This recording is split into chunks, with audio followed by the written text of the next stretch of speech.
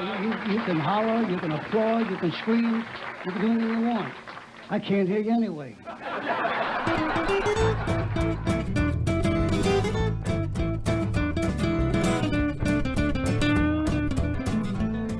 I'm Kyler Bingham, and you're listening to the Salt Lake Dirt Podcast. On today's show, we have a really cool guest. I was very excited that I was able to get him on. He is Howard Paar, and his latest novel, Top Rankin, comes out today, May 11th. It's a punk ska noir novel released on Rare Bird Books. Really, really cool book, unique, a page turner. If you like noir, you're gonna love it. If you like punk ska music from early 80s, you're gonna love it. It's just a great book all around. It's his second novel. His first one came out 2015, Once Upon a Time in LA. Now, Howard's career, other than writing, is it's so impressive. I mean, we could have went on and on and on, and hopefully we get to have him on again. But let me just give you, I'm reading this from his website, just a couple points of interest that struck me. He's born and raised in London, came out to Los Angeles and became involved in the music business. Initially, he worked as a club creator, DJ promoter, worked with the iconic bands such as the Specials, the Clash, the English Beat, the Cure. I could go on and on there. He also was vice president, media and artist relations at Polygram Records for a time. Currently, he works as a music supervisor on films, pretty cool films. Most recently, you may have seen A Beautiful Day in the Neighborhood, the Tom Hanks movie where he plays Mr. Rogers. Howard was a music supervisor on that, as well as tons of other films. Like I said, I could go on and on. Super interesting guy. I had a great time talking to him, and I definitely recommend you pick up his new book, Top Rankin, out on Rarebird. I'll put links in the description here. Definitely check it out. It'll be worth your while. Okay, so without further ado, let's talk to Howard Paar.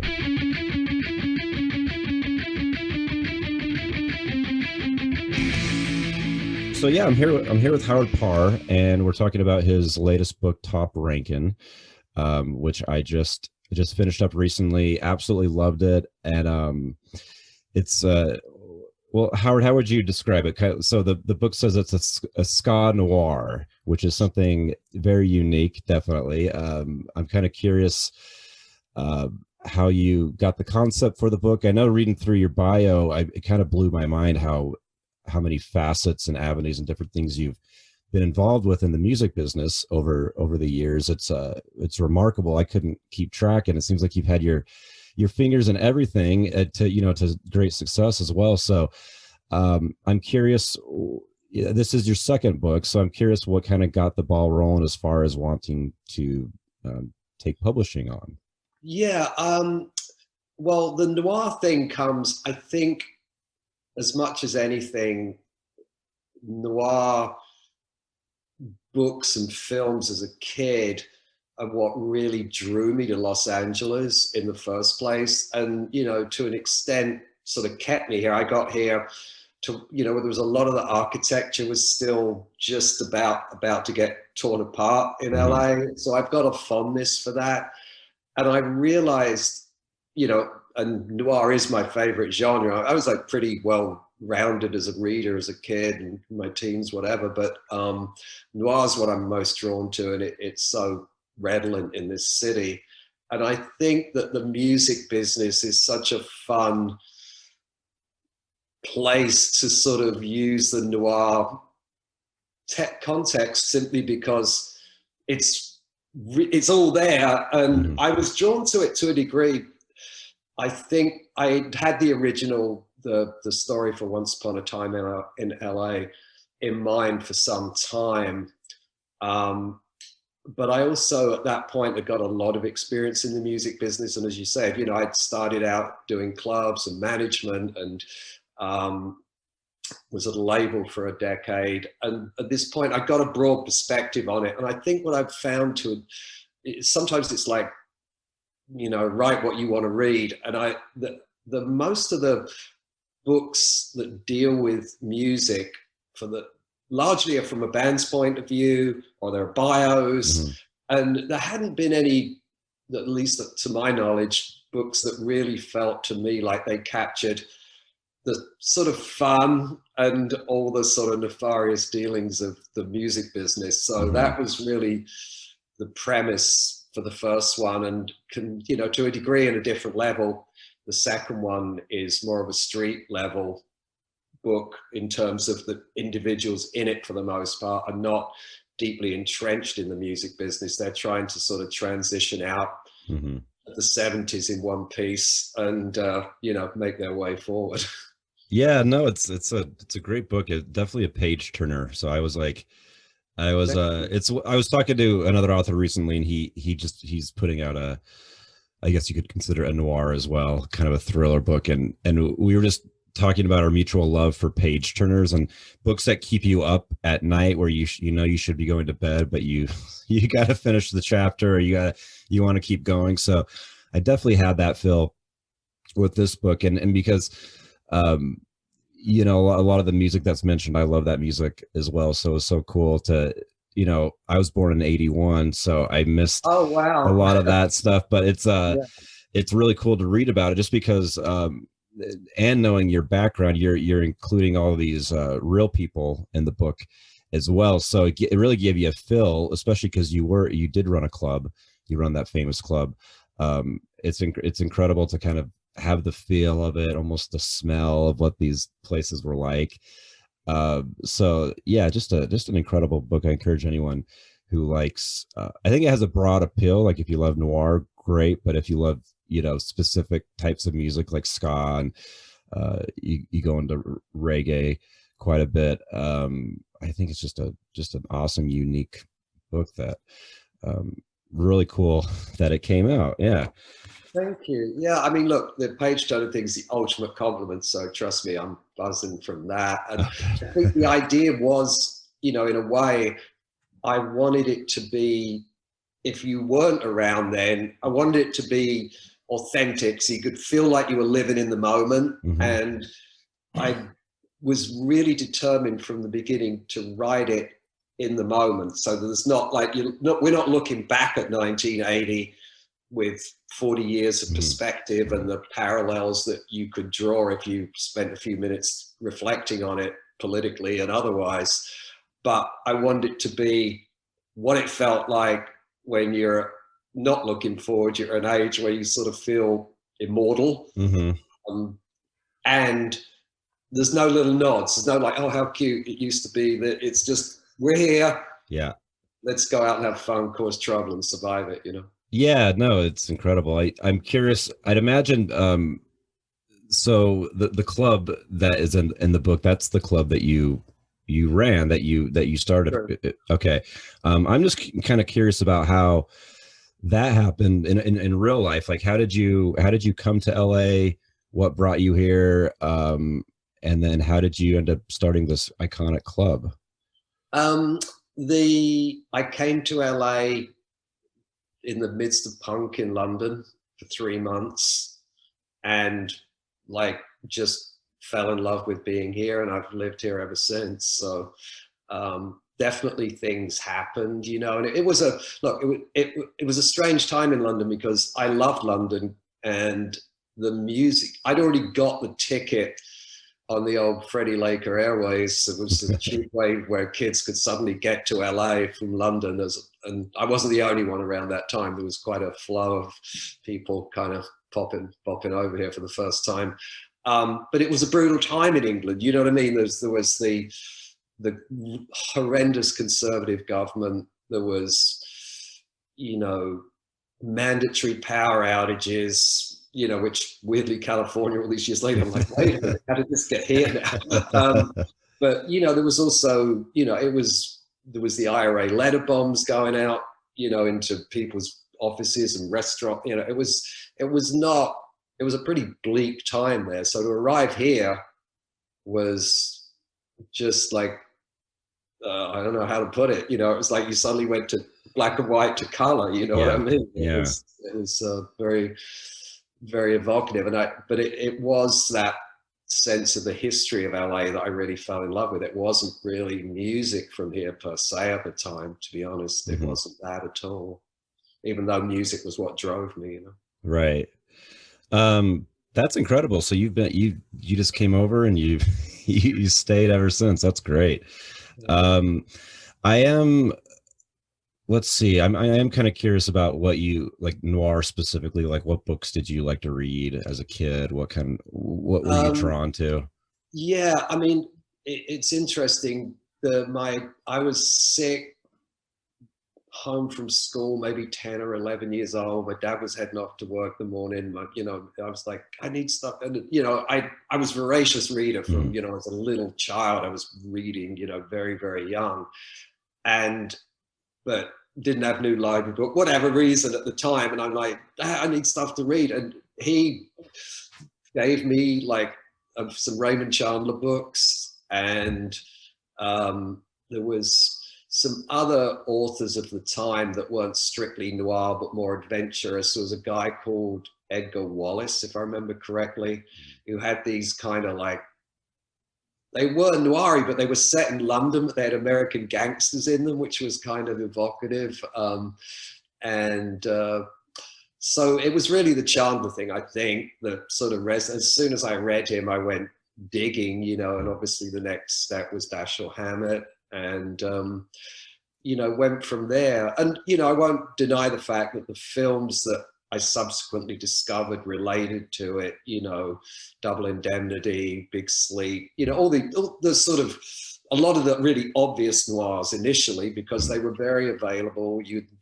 They were shown on English TV periodically and with no commercials. So you were seeing the films in a pretty pure format. And I found like I wasn't the only one. By the point I was in my teens, other friends, like we would all watch these films.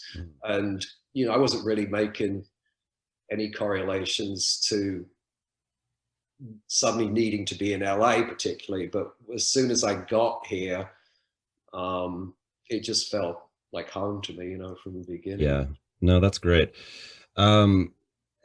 I am, so currently you are like you work on a lot of films. You're a music supervisor.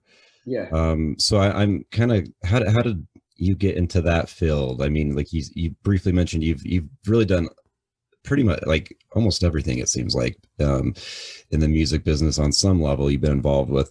How did you kind of find this avenue to work on movie soundtracks?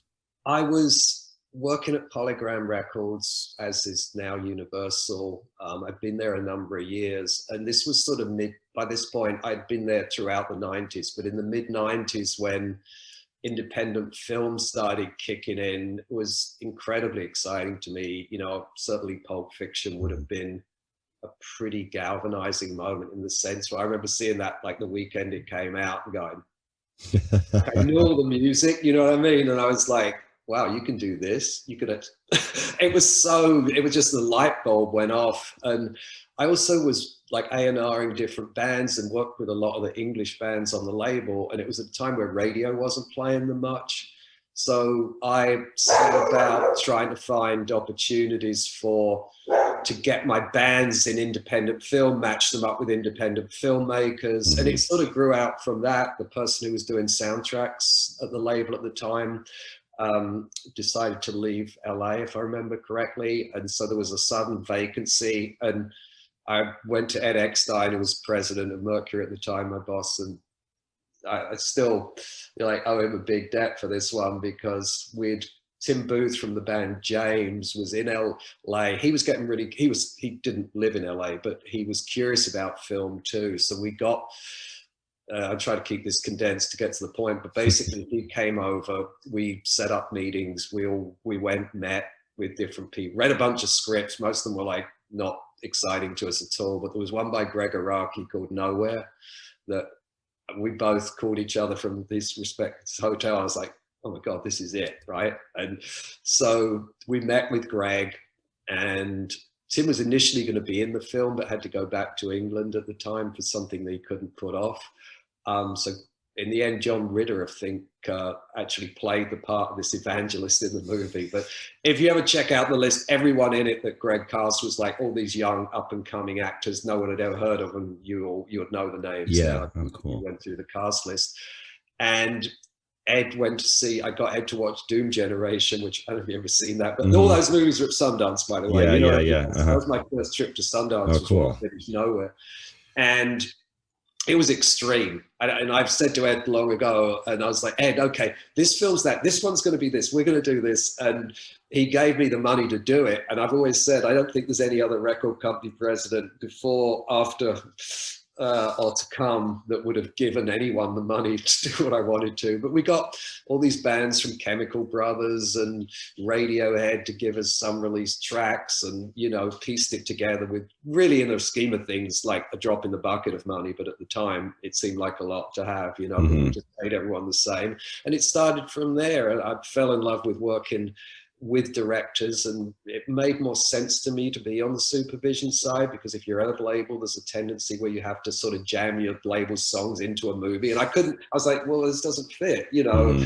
Anyway, I went out on my own, and that was pretty much it. Here we are, still love it and still doing it. That's great. Yeah, so you did the Mr. Rogers movie that is fairly recent. Yeah, so you've done a lot of like really incredible stuff. That's awesome. I am curious. I know I'm jumping around a lot, but I'm just I'm kind of curious. Like, you briefly mentioned how like when writing a book, you're almost in a sense you are in lockdown once you really zero in on it. And then we all went on lockdown to some degree. I'm kind of curious about your writing process, and do you write like continuously, or do you just have like an idea for a project and then you go at it, or is it something you kind of do most days? Is that part of your daily routine? Yeah, it's. I mean, when I was starting, and Denise Hamilton, who I've got to mention at least once and probably many more times in this, when I first met her and I talked to her when I was setting out the first one. And really, I think if you ask most professional writers, they write every day. I believe, anyway. Most of the people I asked did. And because of my sort of supervision stuff, it's a pretty wild world, and I've got a responsibility, obviously, to the people who are paying me to do it. So in truth, the first one was written a lot on, I would go to like Jamaica or somewhere for a week or so and just hole up at this little joint that had no internet and write. And I did big chunks of it that way, which is not the right way to write by any stretch of the imagination, but that was more or less how I did the first one until I got to the second draft. And then I hunkered down and was more disciplined. This one, I realized again, I was back in that situation. I gave myself a deadline, even though there was no deadline.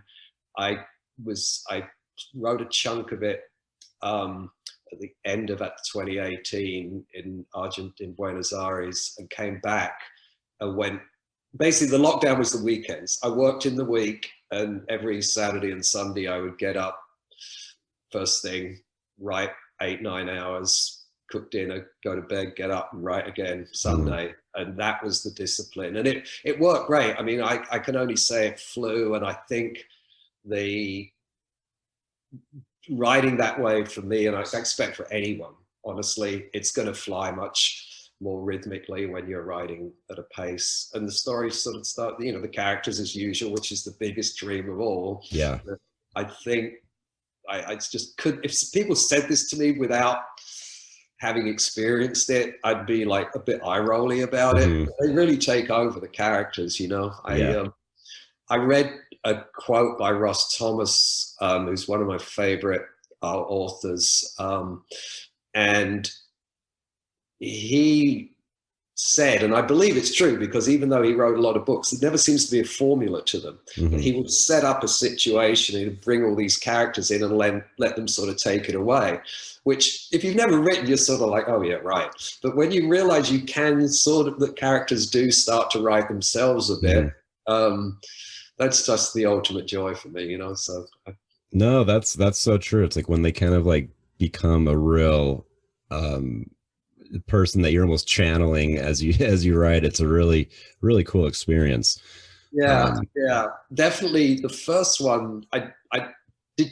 I know you're reading Once Upon a Time in LA. I haven't finished it yet. I haven't won't finished tell it, but I any got plot it. points, but I'll just say that the character of Charlie Mm-hmm. was supposed to be in one scene to sort of move a plot point along, and ended up Oh. totally taken over. Oh, So it didn't really happen on this one so much. This one was pretty much as I'd imagined, but he definitely started taking over. So I got to find a way to bring him back in a book again, because I'm yeah. kind of the guy. Oh, that's funny. As far as like the so the pandemic, and I've liked we've all had to adjust, massively, and so I've talked to a lot of writers and filmmakers too about how's the last year been. Like, I know some writers said that like nothing really changed for them, because they're when they're working on stuff, they're essentially isolated. And then other writers were like, they had complete writer's block. They couldn't produce anything for quite several months. So I'm just kind of curious what your experience was during the pandemic. Are you working on something currently, and did it get in the way of the pandemic, or Look, I am writing something. I've been doing side related writing aspects to do with the novel for another medium. And then I have been, I'm starting to play around with the third one. Mm-hmm.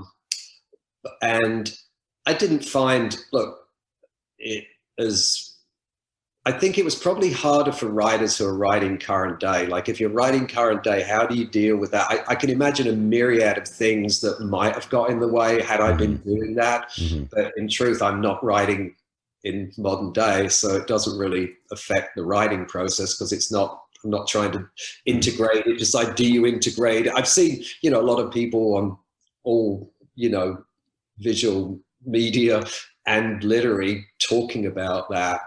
Do you include it? Do you ignore it? What we're going to think about. I mean, no one knows all these. There's no answers to that. So it might drive me crazy, and I would understand that, but it doesn't really affect me in that sense, Like I said, I'd already been locked down a year. So apart from talking about not getting a holiday, I was already kind of in the mode. Oh, that's great. Yeah.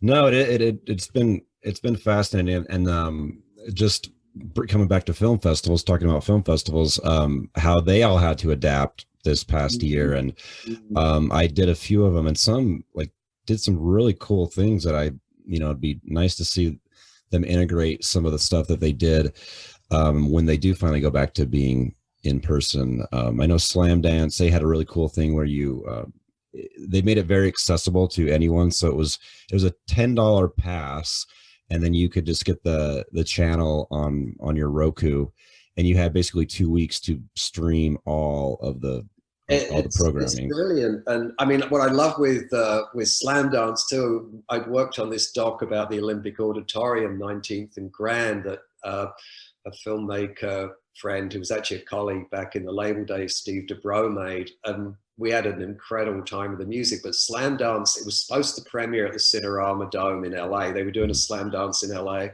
in probably, I think it was March, obviously 2020. And they finally got this genius notion, which the one thing I really hope keeps going is the drive-in theater boom. And they premiered it at a drive-in a few weeks back. And I heard about that. Yeah. Whole side of it, I didn't grow up with drive-ins. We'd hear about them, and they were just so kind of cool to grow up a long way from. So I hope that kind of kicks in, especially for independent film, and there's obviously limited outlets theatrically for the independent film in general, and so the more of that, the better I think it will be. Yeah, definitely. I talked to some filmmakers, and they were, of course, bummed that they couldn't be there in person, but their films got such a wide, so many more people got to see them. So that was pretty exciting. But yeah, just a little offshoot, just something I was thinking about, that I really enjoy the Slam Dance Festival this year. Out of all of the ones that I covered, that was I think they really really did a good job as far as Yeah, programming and making it yeah, but accessible. they're really imaginative gang of people, and I mean, look, I think we're real grateful to them for all the Olympic auditorium stuff. Yeah. As it's No, really that's cool. so cool.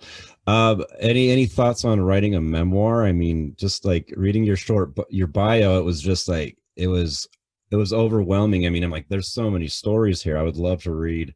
Yeah, no, absolutely not. I mean, this one was as close as you're ever going to touch on that out of me, I think. And I didn't really intend, Denise Hamilton, when I met her and basically had become my, real mentor in a way. And it was a chance meeting. And when we first met, she had said to me, "Oh, I know your name from somewhere." And I'm guessing, in my mind, I'm thinking maybe a film. She was about to do a book signing, and I'd gone into the mystery bookshop in Westwood, and we got talking, and she used to go to the On Club, basically. Mm-hmm. And so when I felt at that point, oh, I'll tell her I'm going to write a novel, mate. Because I literally just said to her, look, I'm getting ready to write a novel, which was Once Upon a Time in LA. And would you advise classes or a group? And she's like, you need to write a novel. Go write the On Club novel. I'm like, well, that's not this novel. I've not really ever thought about doing it, honestly. It was just, I don't really have an interest in sort of autobiographical stuff particularly. Uh-huh. But she helped me so much. And with Once Upon a Time in LA, when, she'd give me a card at the time and said, look, if you ever finish a first draft, call me. And most people don't, but good luck, Yeah. So I set off, didn't go to any class, just wrote, mailed her the manuscript when it was ready.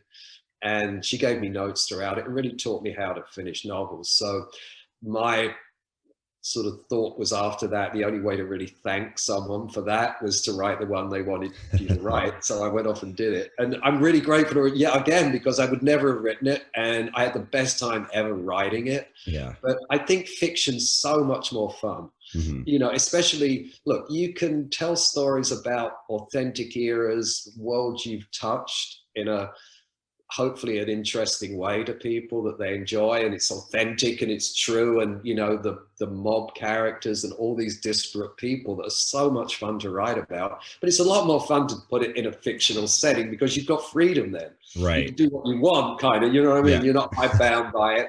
And there's people I know, like really successful managers and people, I've sat and gone, oh, you've got to write your memoir. And they're always very sensitive, the good guys, the good women, about not hurting people or not saying things. And I would be the same way. Like, it's not that I've got any axes to grind with people, but in general, it's much more fun to put it in a fictional setting. And I do I do drop people I know in the book, so but it's normally hopefully in a way they're okay with. We'll see. Yeah. No, that's yeah, that makes sense. I don't know if I'd want to write a memoir on my life, but I'm always, yeah. you don't know how people are going to react to it and take it. It's not even that. I just don't. It's not interesting to me. You know what I mean? Yeah. Like I love fiction. Mm-hmm. Got to admit, I'm pretty bad at reading a lot of nonfiction these days. So I'm pretty. I'm just looking for great authors to read, and I just that's where my love is more in fiction. No, that's cool. Anything recently you've read that's kind of stuck with you that you really enjoyed? Good question. I should have thought about that. You might ask me that. I was reading. It's funny because I have so much like script type stuff to read, and I do. To be honest, when I'm writing, I try and.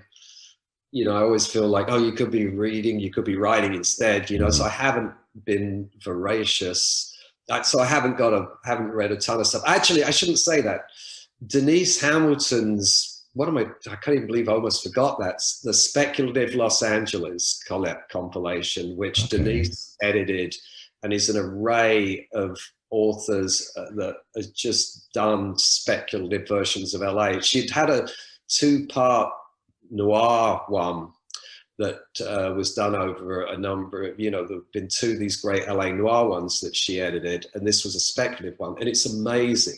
I mean, it was a great read for these times. It was all written prior to pandemic, but there's things that resonate outwards from it. And there's like her story is amazing. Francesca Leah Block, Duane Sipsinski. It's just like, it's an array, and I shouldn't even single out people because the whole thing is a great short story read. And I don't do a ton of short story books, but this one was just really riveting. And there's so much imaginative science fantasy stuff in there that it's making me head down that road, Yeah, the speculative thing got me really interested because I haven't read a lot of it, really in many, many years. And I do tend to sort of head towards a lot of mystery stuff as a rule.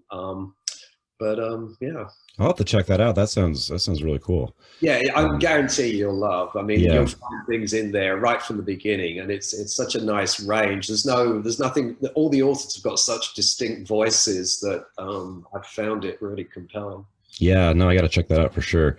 How about turning your books into movies? Has that ever been on the radar, or doesn't really interest you?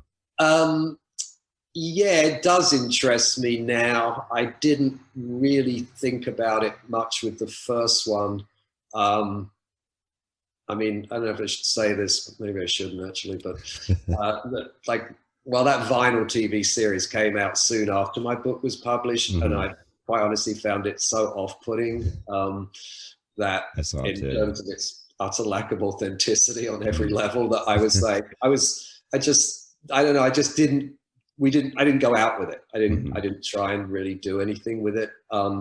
This one's different. And I think there's ongoing conversations. That's partly what I've been working on during lockdown. So we'll see what happens. But I love the idea of it, and I think the hardest thing for me is, and the reason I'd want to do it, even though, it's tough, is that there's so few books never mind books, so few TV shows or films over the year that really authentically portray the music industry or even youth culture. You know what I mean? There's so many things where it just doesn't look right. And, I think not that it was music based, but seeing Steve McQueen's series of films on Amazon was really, amazing. All of them are amazing films. The Lovers Rock one, which is all set around a house party. Have you seen any of these? Because if you haven't, I've seen a couple of old Steve McQueen movies, but it's been a long time. I didn't realize they have a bunch on Amazon right now. No, that's the contemporary filmmaker Steve McQueen. Oh, okay, gotcha. Yeah. No, I haven't seen that. Okay, amazing. Go check out. Well, just check them out. But what I loved about it was, and they're set in Notting Hill, at an era I grew up in and was there periodically. I mean, they're really, they're powerful, tough watches in a lot of ways, and kind of heartbreaking. A lot of what people, it's not for me to speak about his stuff particularly, other than the fact that the authenticity was right there, and even the clothes. You know what I mean? Like sometimes you see these things about. There's movies we could all think of, and like the clothes look too clean, like people don't, kids didn't look like that. You know what I mean? It's all too just processed looking. So the idea of doing something authentic to me is extremely exciting, and I know it's a real challenge, but I'm definitely excited by the notion of it at the moment. Oh, that would be incredible! Yeah, I would love to. Probably more television, I think, than film, particularly in a way, because I think it translates. Novels translate much better to a slightly longer form. Yeah, it doesn't have to be 10 years of it, but Yeah.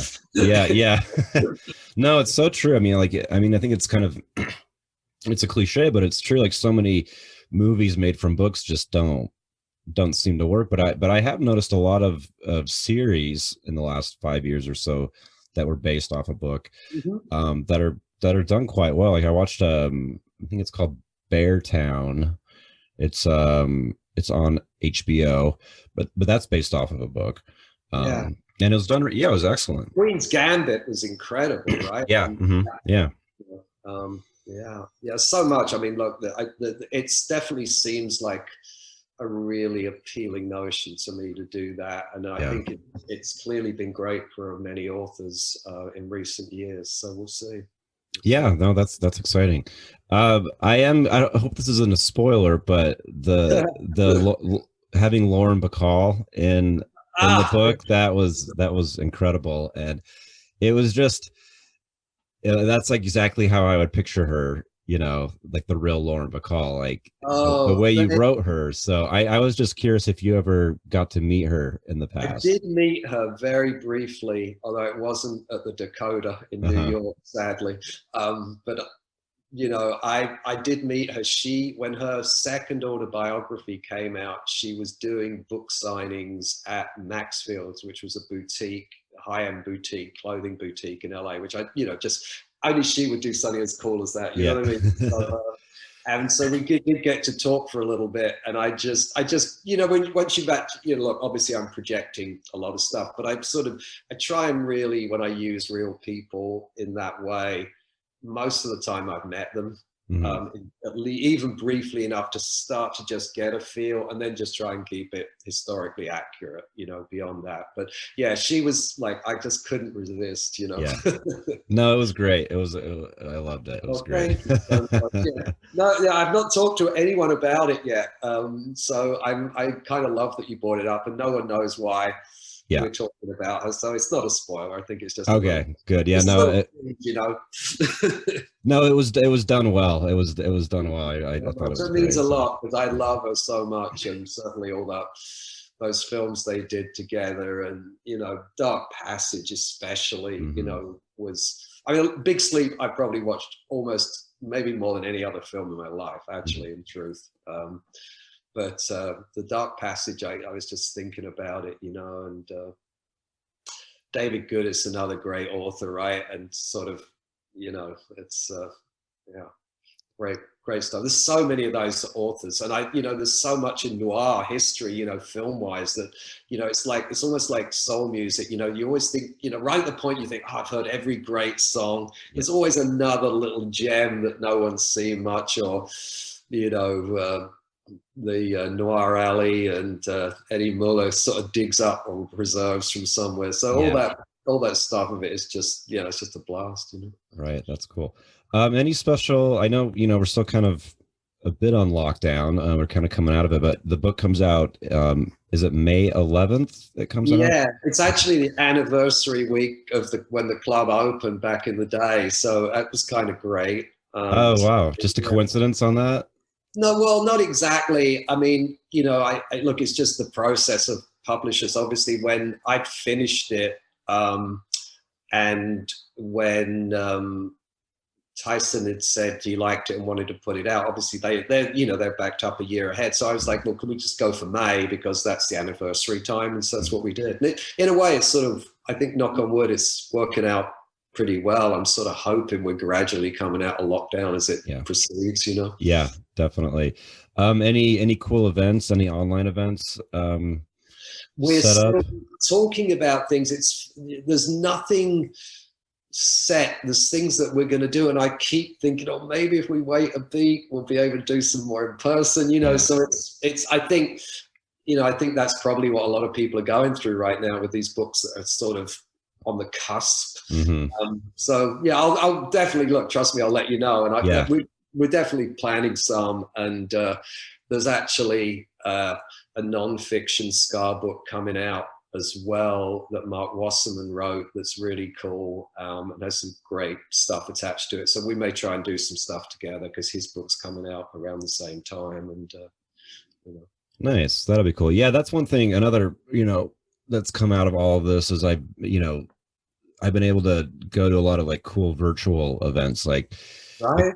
Book Soup and Skylight Books have been doing some cool author readings and Q&As. Yeah. So it's been really interesting to see bookstores like all over the country doing events. I love it. Yeah, I mean, Yeah. look, and don't get me wrong.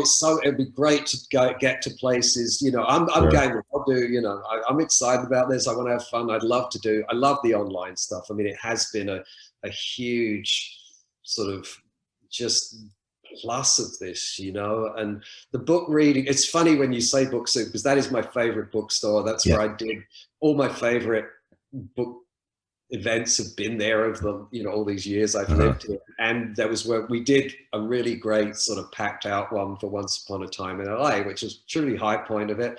And it was funny because Kathy Valentine from the Go-Go's had a book last year coming out.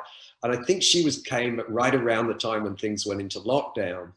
And it initially had been booked to be a Book Soup. And then it obviously had to go online. And back around the you know, well, she was in a band, the Textones at the time, but back right before she had joined the Go-Go's, we all lived around the corner of Book Soup, you know, just down the block in this apartments. And I was like, oh, I feel so bad for her not getting to do it there. And then I went on the Zoom and there was 600 people. Yeah. You aren't getting any 600. You know, I think we packed about 80 people into Book Soup, and that was probably, yeah, you know, I mean, it was crazy. So I'm just, look, the online of it is a joy to me as well. I'd like to get some in person, because there's nothing like yeah, you can't replace in person. I think it's like, it's just at least they're doing something, and it is cool that people from all over the world can tune in if they want to. Yeah, I mean, it's been amazing. The Academy has had these incredible conversations they had one with Wim Wenders that just came right at one of the worst points of the lockdown, and he was such an inspiring guy, and I'd never heard him speak before, and no one would have been doing that stuff otherwise, you know, and you wouldn't, you know, you just wouldn't have seen it. So there's been a lot of art, you know, great artist stuff. The book signing thing, the book reading thing's been great, because I can check in on the Brooklyn Library or whatever they're up to, and different places all around. I love it. Yeah, no, I hope they keep, once we finally go back to in person, you know, we can still have that online component. It'd be kind of cool to, I really hope so. Like, I mean, look, I live in a fairly remote spot of LA, really. So it opens up a lot of things to me that perhaps wouldn't get seen otherwise, truthfully. Even you know? Yeah. Are you in Malibu? Yeah. You're in Malibu. How long have you been living out there? Since the early 90s. Great. Yeah. I love Malibu. It's it's like a haven away from when you get sick of Hollywood and LA. It's just such a beautiful spot. It's a good balance. It's a good balance, you know. I mean, actually, I like it as a writing spot. Some people can and can't. I've had conversation with filmmakers like, I'm always trying to get people I like to live here. I'm like, why do you live here? You know, one filmmaker friend could write here, and the other one, who I didn't win the conversation to get them to move here, was like, she's like, I could never write here. It's too beautiful. I just sit looking out at, you know, the ocean. And I'm like, well, but no, I love it. I do like that clarity of it, but it's a bit removed, you know. That's there's pluses and minuses to it. Yeah, totally. Let's see, what was it? How about I do like asking, just like, because it seems like we have similar tastes. I am just kind of curious, like, you know, any good movies or TV shows that you've been, yeah, I mean, film wise, I think Judas and the Black Messiah. Yeah, that was great. Been a lot of TV. I did a lot of, you know, because I missed where I wanted to be in South America, I just dived into a lot of that. And the genius thing about the Netflix of the world, especially Netflix, I think, is they have so much great content. So Armando Bo's El Presidente, which that actually might be on Amazon, but it's really a soccer thing, but it's a kaleidoscope, brilliant, fast, true story, just amazing stuff. We already talked about Queen's Gambit. I was hooked on this Netflix show that's just coming to an end that I can't quite bring myself to watch the end of it, called Call My Agent, which is about the French film business. Okay, I've seen that pop up on my feed. Yeah, that's pretty good. Really, then I mean, you get really hooked by the second season. They're doing so many. It must have been popular in France, because suddenly all these iconic actors for the 3 seasons, the disparate women and men who come on playing themselves in a kind of self-deprecating ways. It's brilliant. I mean, love that show.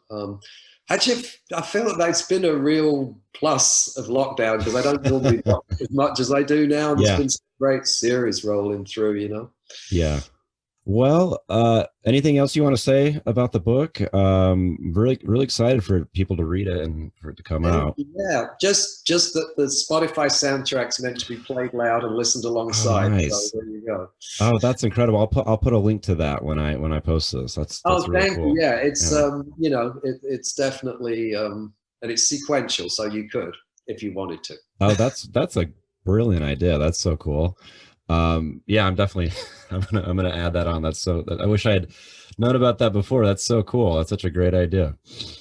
Yeah, but you got one. There's one on Once Upon a Time in LA too, so you can always do it on that. Oh, cool. I'll do that. That's a great idea.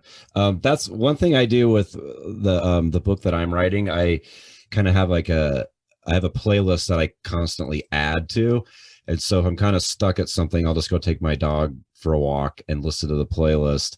And it kind of gets me in the vibe of the characters in the book. So I found that to be pretty helpful. Yeah. I will say one other thing, if we've got time, Sure. is that there is a Once Upon a Time in LA audiobook, which was what we were working on during lockdown. I've done most of I narrated the first one, and the actress Catherine Ross kindly, who loved the book, kindly did a number of the women's voices, and a actress friend, Andrea Suarez Paz, we hooked her up in Brooklyn. She recorded the Mexico section of it for us, which you probably not got to yet. And I'm super excited about. We had an absolute blast with it. Nate Heller, who is a composer who's done all of Mari Heller's films. We've all worked on them together. The Diary of a Teenage Girl and Beautiful Day in the Neighborhood, Can You Ever Forgive Me? He does produce audiobooks too. So we'd done the recording, he'd been editing it during lockdown. So my little drives out, I would get like a 30-minute bit of it, but we had the best time. I love audiobooks. I do too. I'm gonna pick that up today just because I have some credits hanging out. It's not out yet.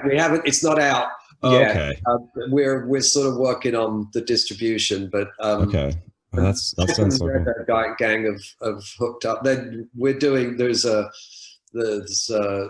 really good English narrator doing top rankings, so that should be out, I imagine, probably somewhere around when the book comes, hopefully. Excellent.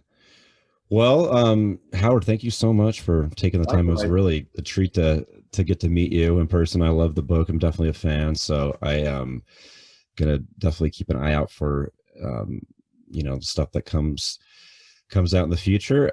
May 11th, everyone can pick up a copy of Top Rankin, and highly suggest that you do. Thanks so much, Howard. It was a real pleasure talking with you. Likewise, I love what you're up to too, and I love the multifaceted aspect of what you do. I'm hooked on podcasts, and I'll definitely. Hopefully we get to cause more trouble along the way. I would love it. Yeah. So let's definitely keep in contact. I'd love to have you. I mean, I think we could probably talk. Yeah, we could probably definitely bore people after a while. So I don't get bored, but you know what I mean? It's like I could, we could go on for much longer. So, yeah. We'll do it off air. We can Well, great. Yeah, let's keep in contact, and thank you again for being so flexible and just being great. It was a lovely conversation. I couldn't have enjoyed it more. Thanks, mate. Really appreciate it. Okay, take care. Yeah.